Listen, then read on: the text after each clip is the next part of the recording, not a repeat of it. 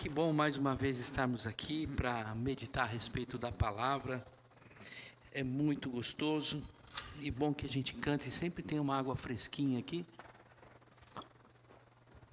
Senão a língua fica pegando aqui e aí fica difícil. Eu mais uma vez saúdo aqueles que nos visitam, que sejam acolhidos, bem-vindos à casa do Senhor. Se o tablet abrir, a gente continua. Abriu. Sejam bem-vindos todos. Nós vamos começar uma nova série de sermões. A gente tem falado a respeito do amor esse ano. Nós já estamos no 7º mês e nós estamos entrando na 7ª série, mais ou menos, em que a gente tem trabalhado o amor em diversas dimensões. E o importante da gente falar de amor é que o amor é que move a Igreja de Jesus Cristo. O amor moveu Deus no sentido de vir até nós, de nos resgatar, e o amor de Jesus Cristo que nos mantém unidos. Mas existem várias dimensões desse amor, e uma delas nós vamos começar a tratar nesse mês de julho. É a dimensão do amor que serve. É muito importante a gente falar sobre o amor que serve, sobre essa perspectiva de Jesus no serviço na igreja, porque muitas vezes a gente sabe o que é a palavra servir. Essa é um vocábulo muito conhecido no meio cristão, mas talvez ao mesmo tempo falta compreensão do que esse termo serviço significa dentro da Igreja de Jesus Cristo. Por quê? Porque nós vivemos tempos aqui nos dias de hoje que a gente é muito influenciado pela sociedade que a gente vive, assim como a igreja foi no seu tempo. E qual que é esse problema? Esse problema é que hoje em dia servir tem muito mais a ver com querer visibilidade, querer influência e querer reconhecimento. Então a pessoa não faz como um ato de amor e de sacrifício. Ela faz por um outro interesse. Isso normalmente acontece.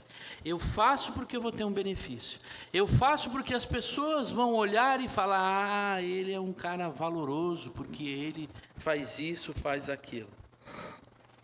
Imagina que essa lógica entra no seio da igreja.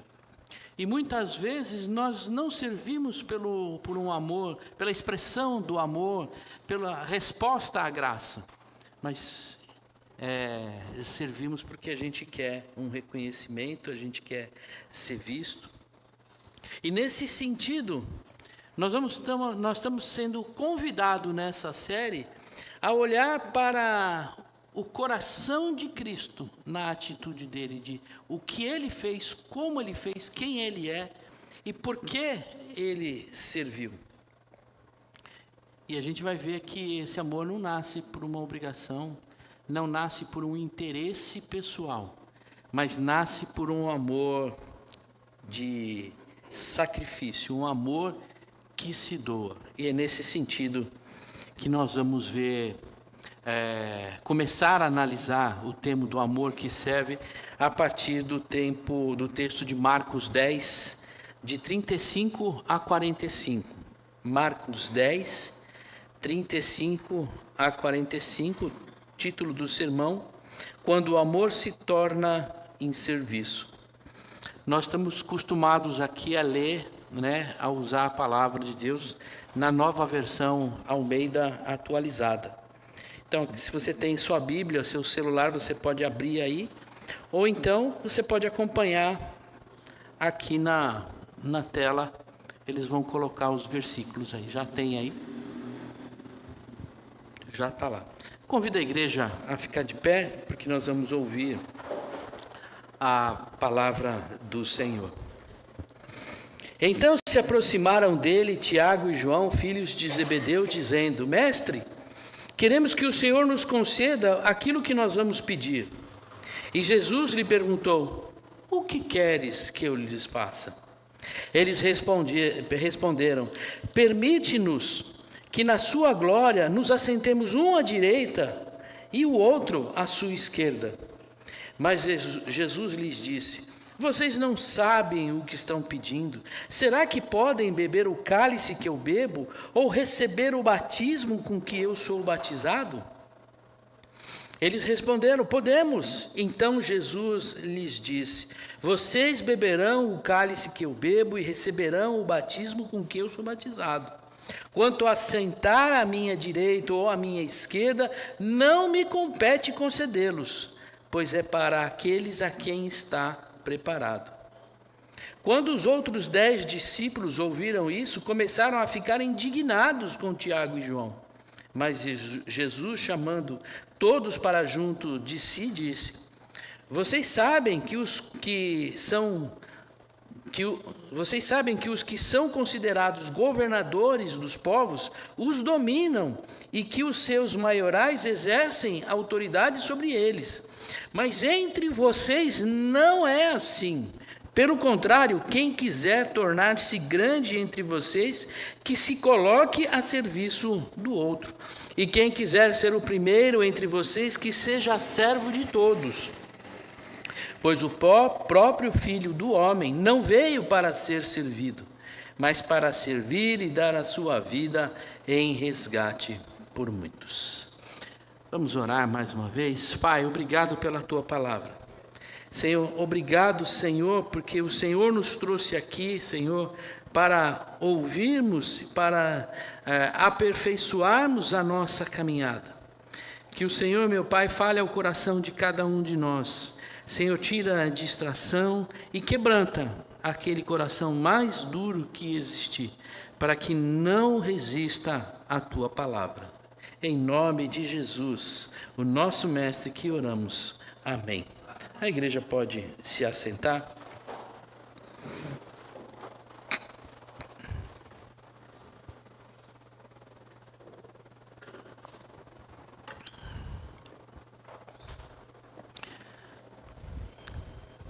O que a gente pode tirar desse texto de importante para a nossa caminhada como igreja?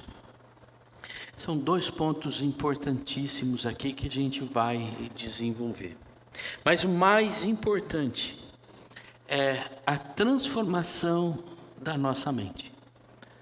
É a gente mudar a maneira como a gente vê, enxerga e vive. Porque se nós sairmos daqui pensando da mesma forma que nós entramos, de nada vai mudar a nossa vida.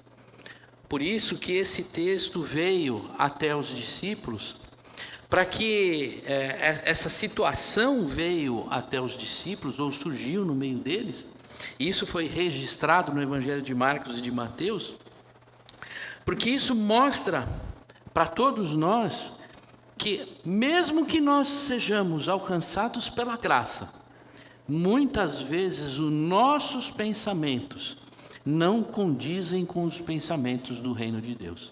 E essa é uma caminhada que a gente precisa trilhar de mudança de pensamento, de mudar a nossa cosmovisão, aquilo que a gente pensa a respeito da vida e do mundo.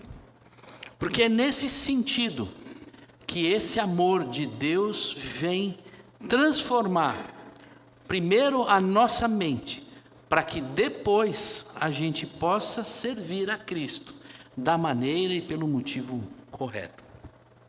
Porque um coração centrado em si não consegue compreender as coisas que vêm do céu. Quando a minha vida é centrada naquilo que eu penso, nas convicções que eu formei, eu não vou conseguir compreender as coisas de Deus. E é isso que estava acontecendo aqui neste momento, no relato de Marcos a respeito de Tiago e João. E eu vou olhar esse texto, esse trecho do relato do Evangelho, sob 2 aspectos. O primeiro, sobre a vida e o pensamento dos discípulos. E segundo, a respeito de como Jesus agiu em relação a isso. Quando eu olho para eles, eu vejo uma fé sincera misturada com ambição humana. Pastor, é possível isso? É possível isso. Quando a gente olha aqui e ele fala, mestre, ele está reconhecendo Jesus como seu Senhor, como seu Salvador, como o Messias. Eles eram sinceros na sua fé. Eles tinham isso dentro deles. Mas ao mesmo tempo, eles queriam que Jesus concedesse alguma coisa que no mundo que a gente vive é algo que todos procuram. Uma posição de status no governo de Jesus. Eles sabiam que Jesus Cristo iria governar, porque Jesus vinha falando a respeito disso. Nos versículos anteriores, a gente vê Jesus falando sobre este momento que está chegando. E quando a gente vê, eles falam, não, eu quero participar do seu governo, eu quero sentar à sua direita e à sua esquerda. Mas eles ainda não compreendiam profundamente o que estava acontecendo. Eles queriam sim sentar ao lado de Jesus na sua glória, mas eles não queriam, eles não entendiam o caminho que serviria para alcançar essa glória. Jesus estava falando de entrega e sofrimento. A gente viu, se a gente voltar nos versos 32 e 34, a gente vai ver Jesus falando sobre a cruz, sobre o sofrimento. Mas Tiago e João não estavam focados na cruz e no sentimento, e no sofrimento que eles tinham acabado de ouvir. Eles estavam focados apenas em ter o seu status, o seu privilégio. A pergunta, o que querem que eu lhes faça? Revelam uma atitude de Jesus muito amorosa com os seus discípulos.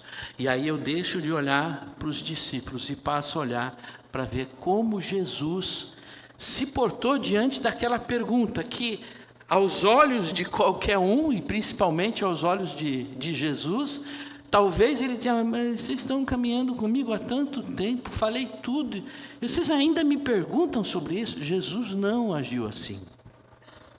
Jesus primeiro ouve o que eles estão falando, a atitude de ouvir, de acolher, sem corrigir. Ele permite que os discípulos exponham as incertezas, as suas convicções no seu coração. Jesus age assim conosco na nossa caminhada.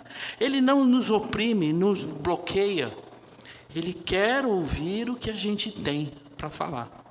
Quando nós começamos o culto, a Grace nos levou a um momento de confissões. É esse momento em que Jesus fala, diga o que você quer falar. Pode falar sem medo. Abre seu coração, rasga seu coração para mim. Não tenha medo, eu não estou aqui para corrigi-lo. Mas eu quero ouvir o que está dentro do seu coração. Porque depois que a gente fala e expõe, então Jesus pode transformar o coração. Aquele coração carregado, pesado, cheio de dor e sofrimento, quando a gente expõe a Jesus, Ele vem com o seu Espírito Santo e Ele derrama o seu perdão sobre nós. E naquele momento a gente tem uma mudança no nosso comportamento e na nossa vida. Não somos mais sobrecarregados pelo pecado, mas sentimos o alívio do perdão do Senhor. E aqui eu vejo uma atitude maravilhosa de intimidade de Deus com os seus discípulos. É como se chegasse e encosta aqui na cabeça, no meu peito, e fala aquilo que você está sentindo. Mas não é só uma intimidade simples de acolhimento só, mas é uma intimidade que ensina. Ele vem, traz o discípulo, escuta o que o discípulo está falando e aí ele corrige posteriormente com a verdade santa, para que os discípulos cresçam, amadureçam na caminhada. Se nós olharmos, o que nós estamos vendo é um trabalho de discipulado. É isso que Jesus fez ao longo de toda a sua obra na terra, discipulando, ensinando cada discípulo.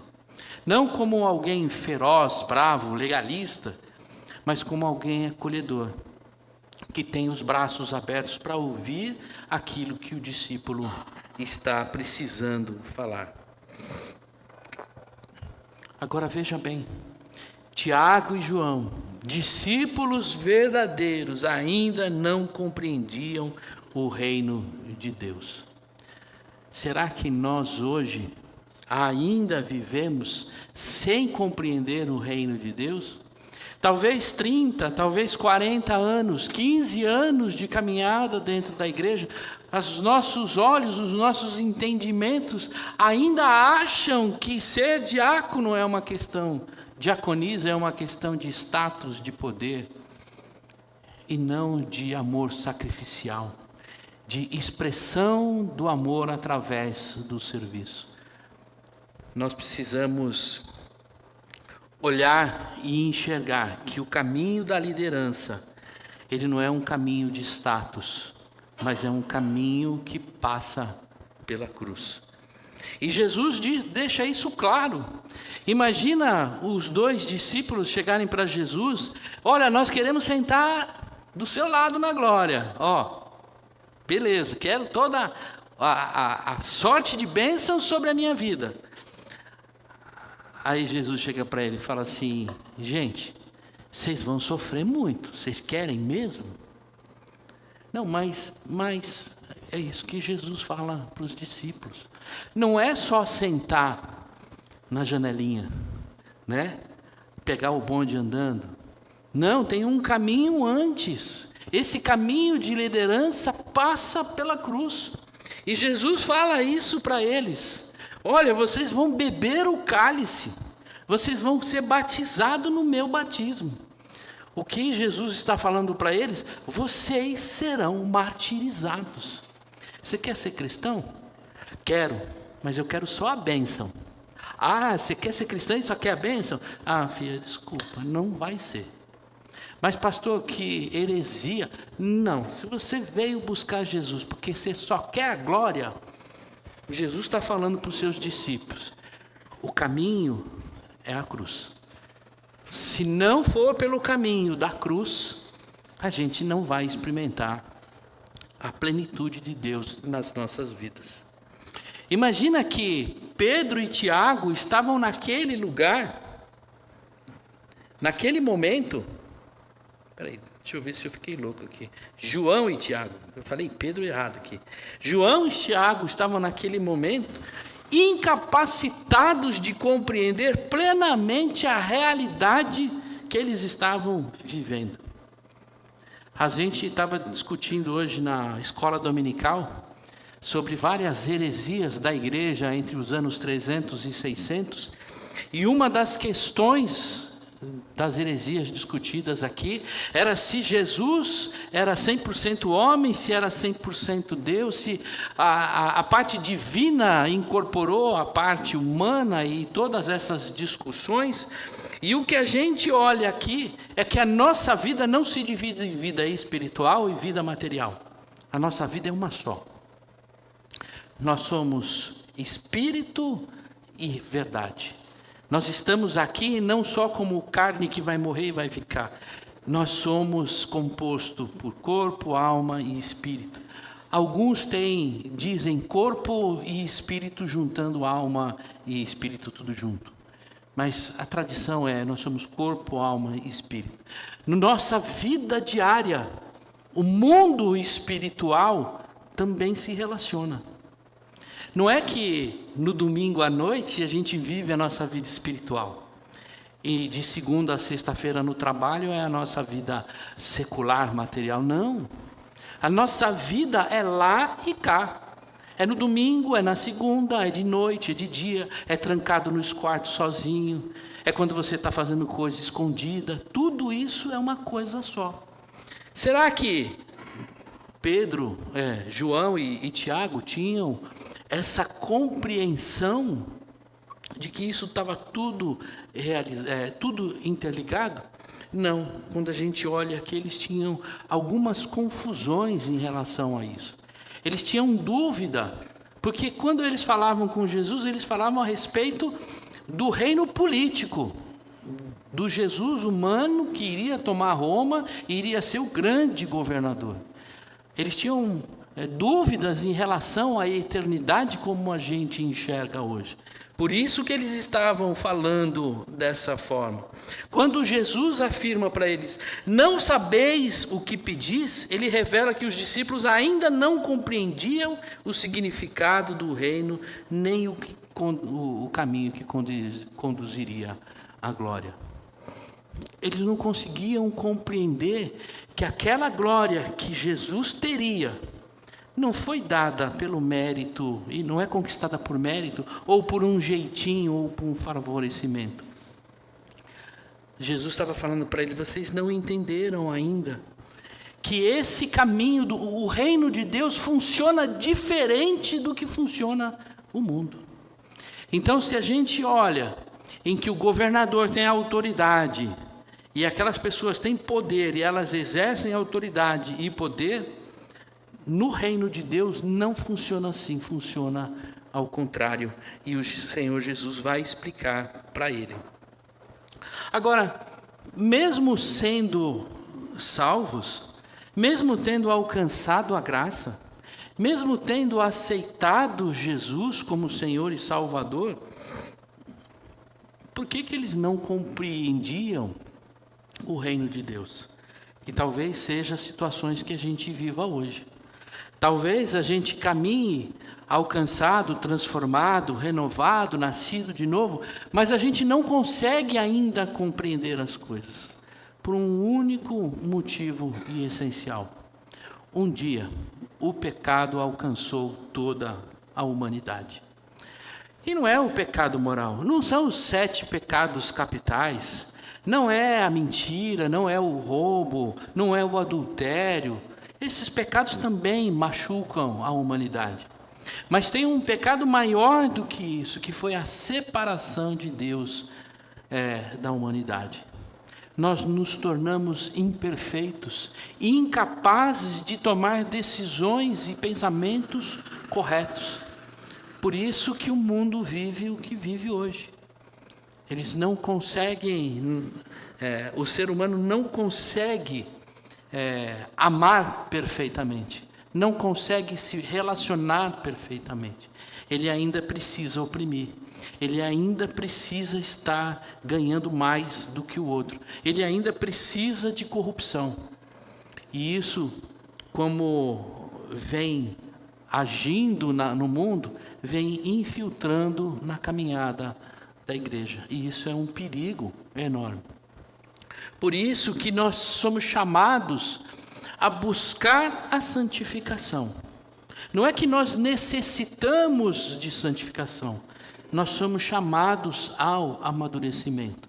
Por quê? Porque se amadurecermos, se nos aperfeiçoarmos na fé, se buscarmos a santificação, nossos olhos se abrem. Nós temos forças de vencer aquilo que nos leva a viver longe do reino. Como que eu faço para viver como o Senhor Jesus nos ensinou? Busque o crescimento espiritual. Busque ser discipulado por alguém. Busque conhecer, busque orar, ter intimidade com Deus.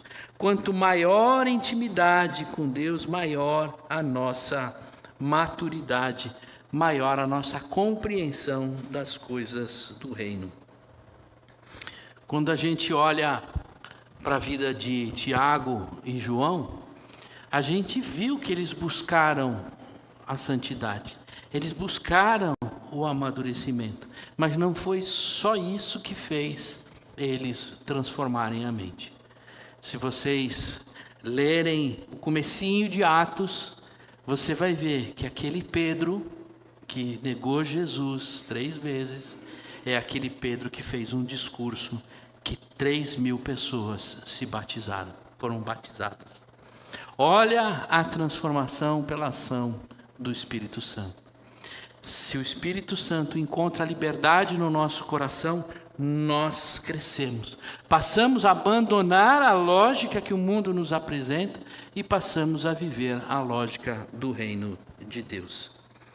Se o do caminho da glória é a cruz, a liderança não pode ser sobre status, mas sim sobre servir. Por isso, no reino de Deus, a liderança se expressa pelo meio do serviço.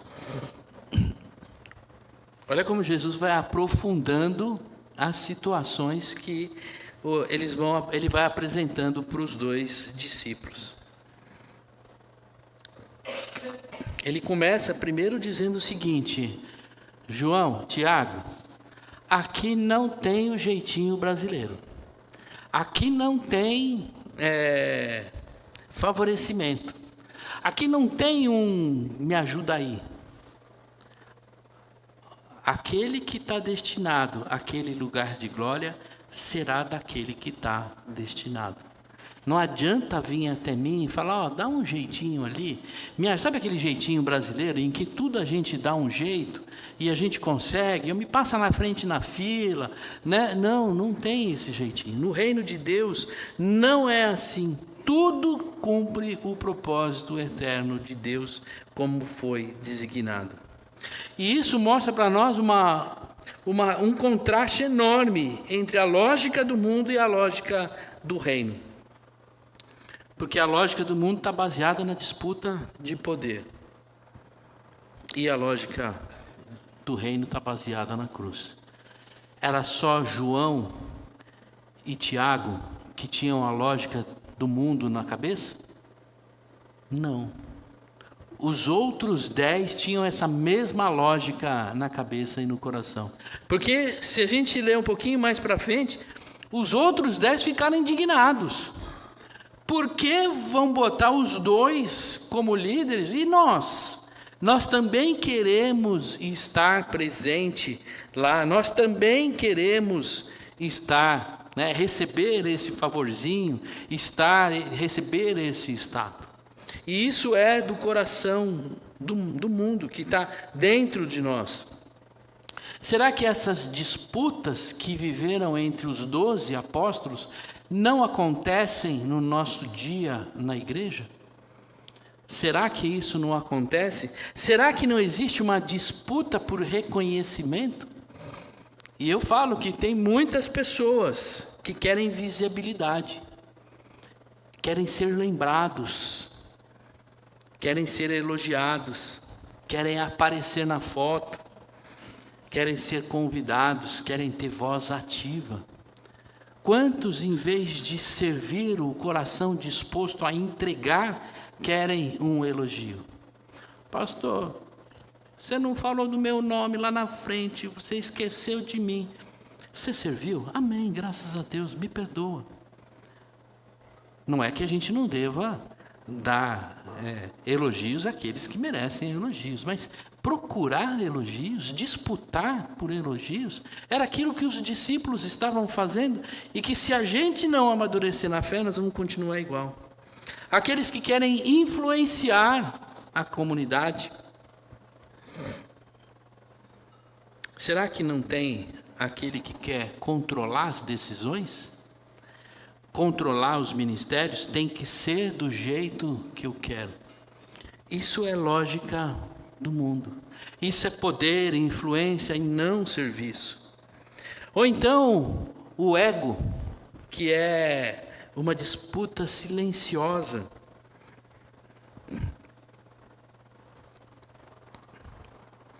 Jesus redefine a liderança. Jesus diz: nada disso tem valor no reino de Deus. Você quer ser o primeiro? Sirva.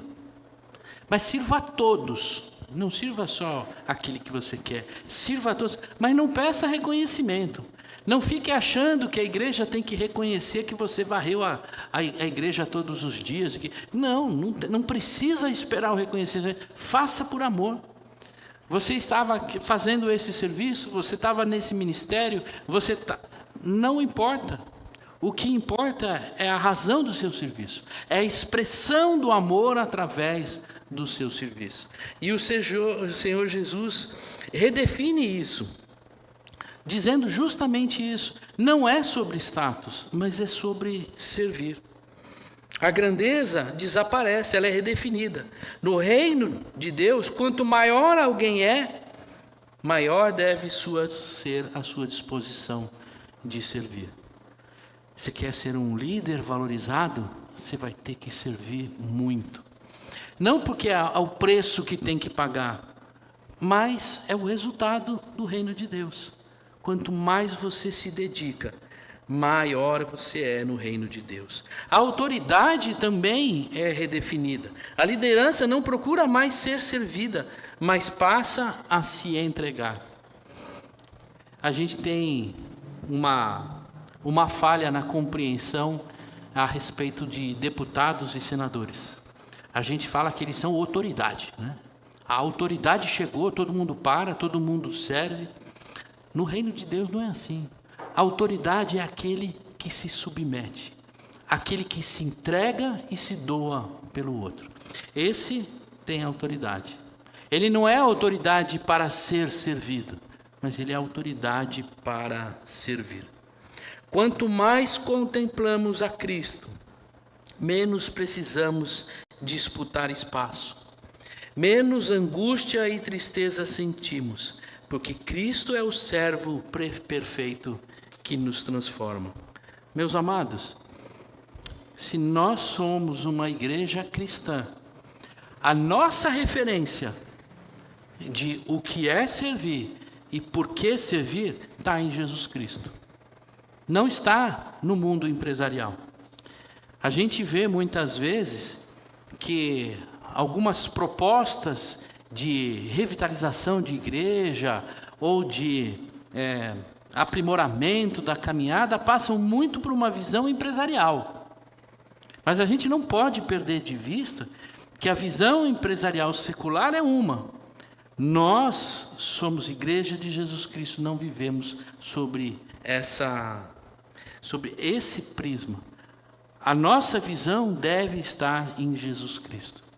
O Céu Paulinho foi muito assertivo quando ele falou de Jesus Cristo como aquele que serve.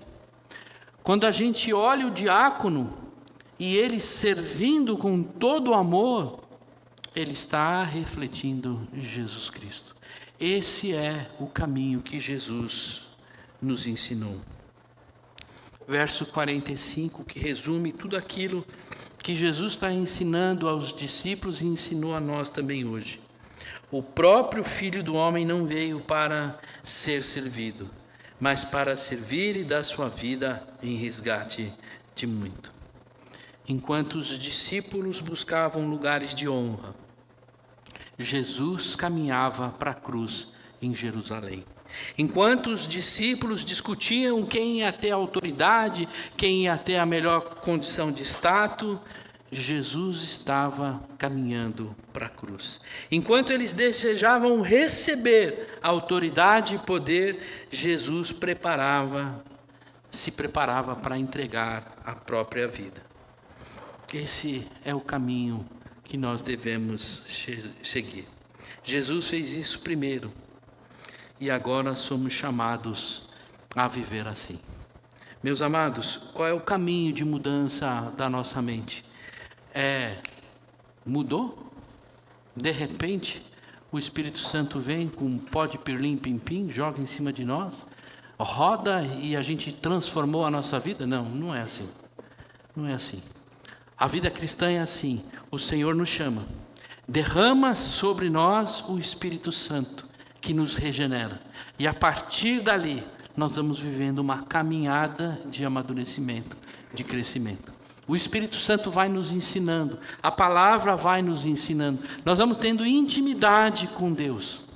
Jesus fez isso com os seus discípulos. Esse caminhar de discipulado. O que o Conselho da Igreja tem trabalhado junto com a liderança é propor uma caminhada de amadurecimento. De que todos nós comecemos a caminhar juntos, de mãos dadas, cuidando um do outro, ajudando um ao outro a ficar mais parecido com Jesus. Não ter uma vida isolada, sozinha, frequentar os cultos, não, mas durante a semana, a vida na vida, todos os dias, nós estarmos um apoiando o outro, aprendendo a nossa caminhada e a se parecendo mais com o Senhor Jesus, para que o Espírito Santo venha nos aperfeiçoando, a fim de que glorificamos ao nosso Deus. Amém? Vamos orar mais uma vez? Pai, obrigado, Senhor, pela Tua palavra. Somos gratos a Ti, Senhor, porque o Senhor não desiste de nós. O Senhor diz, meu Pai, na sua oração sacerdotal, que nós passaríamos por dificuldades. O Senhor não nos tiraria do mundo, mas neste mundo, nessa vida que nós vivemos, assim como o Senhor venceu, o Senhor nos daria também a vitória. E a vitória, Senhor, significa sermos mais parecidos com o Senhor, para que no dia da Tua volta, nós possamos ser achados com as nossas vestes limpas e possamos gozar a eternidade ao lado de Deus. O que pedimos a Ti, Pai, é que o Senhor plante no nosso coração, no coração de cada um de nós, o desejo, Senhor, de crescermos espiritualmente. O desejo, Senhor, de nos santificarmos na caminhada. Porque sem, meu Pai, o nosso amadurecimento, nós viveremos, Senhor, levado pelos ventos de doutrinas, pelas propostas desse mundo, e muitas vezes viveremos angustiados por causa disso. Transforma, Pai, a nossa mente. Transforma, Senhor, o nosso coração. Esse é o meu desejo, Senhor, em minha oração, em nome de Jesus. Amém.